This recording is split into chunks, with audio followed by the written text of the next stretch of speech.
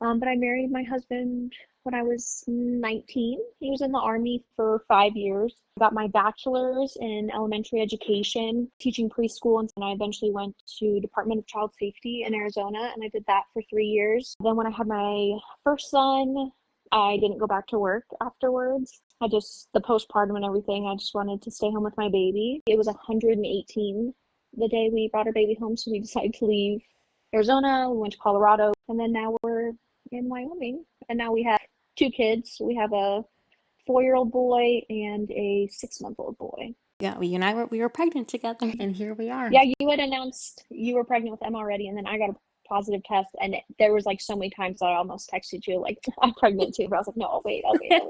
But I'm all for like announcing early. I think it's so sad that like people feel like they can't post it, or women feel like they can't post it because like what if they have a miscarriage? But it's like, we shouldn't have to suffer alone. Like we should be able to support each other and support other women doing that, because it's more common than most women think, because we don't talk about it. So I'm all for, announcing it, celebrating it as long as you can. Yes. If God forbid something were to happen.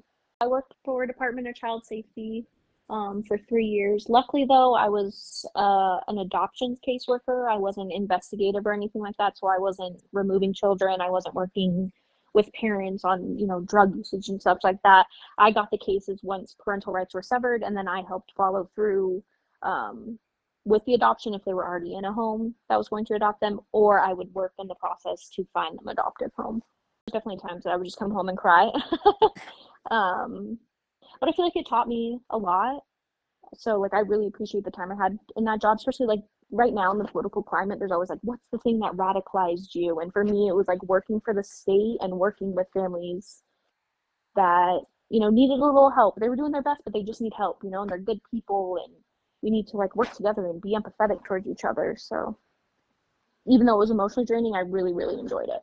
Child safety, I worked with a lot of special needs children, a lot of like IEP meetings and stuff like that, and like fighting for my kids, because like technically they are my kids. I'm their legal guardian. So like I'm in IEP meetings, like fighting with directors, I'm fighting with judges, like I don't care, I was fighting for my kids.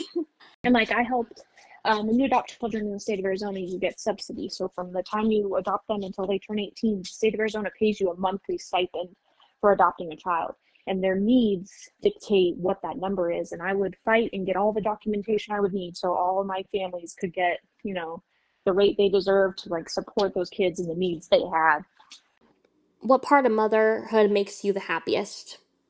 I mean, all of it really does. Like, I really love it. It feels like it's my calling, it's my purpose. Like, I've bounced around jobs, I bounced around friends. Like, I've never really felt, in the right place. But with my kids, I'm in the right place. What do you find the hardest about motherhood? Right now it's probably that transition from a 4-year-old to a 5-year-old. Like I have so much experience with like birth to 4. But this transition like into a child and not a toddler is something else. It's like 4 years old going on 16. So that that's the challenge right now of like dealing with a teenager who's only like 3 feet tall. Yes, girl. Yes. And it's like, why do you have to argue? Why do you have to argue with me about everything? Everything. Just please, just go brush your teeth. Just listen one time. That's all I'm asking. I repeat myself like so many times, and then like my husband and the kids get going, and then the dogs are all like riled up. I'm like, can any of you listen? Can any of you hear me? It just goes in one ear, not the other. For any new mom, what's the best piece of advice you could give? Everyone's journey is different. Everyone's baby is different.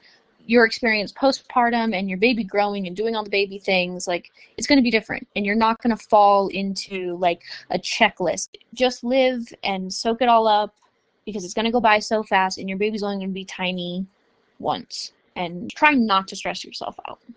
Mm-hmm. My first baby, like I felt that was normal to feel so like anxious and scared and like panicky all the time. Like I just thought that was postpartum. That's what like everyone made it seem. Like you're gonna feel like shit, you're gonna cry, and your baby's gonna cry, and everyone's gonna be miserable, and like so I just thought that was the norm.